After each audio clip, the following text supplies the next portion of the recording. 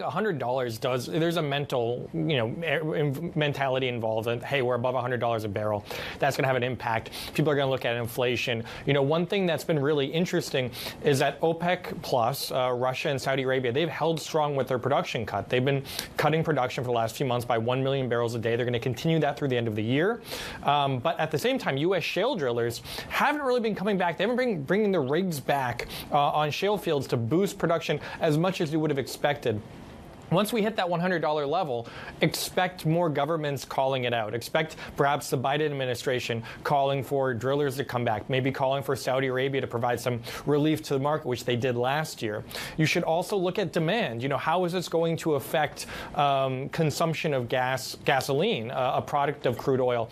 There is this idea that the economies in the U.S. and China are resilient and the demand has been steady. But once you hit $100 and once we've seen gasoline prices at the highest level in over a year, it could affect people and how they travel and how they consume fuel. Those are two things to watch, of course. And as well, look at inflation. If inflation also starts to get pretty wild, you might see some governments come and step in, perhaps in India, to essentially subsidize oil by providing subsidies for consumers. And that might also help stabilize demand even as prices rise. So all that together does show that $100 oil will mean something for producers as well as consumers.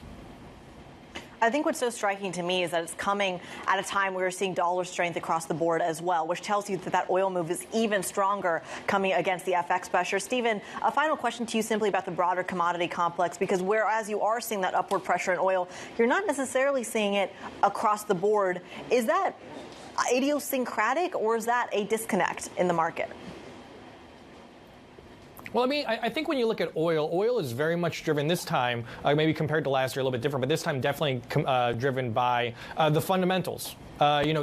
Oil is being driven by lack of supply. You have inventories in the U.S. dropping to the lowest level in a year and at their minimum operating level in Cushing, which means that they can't drop any further. You have, OPEC plus, as I said before, cutting supply.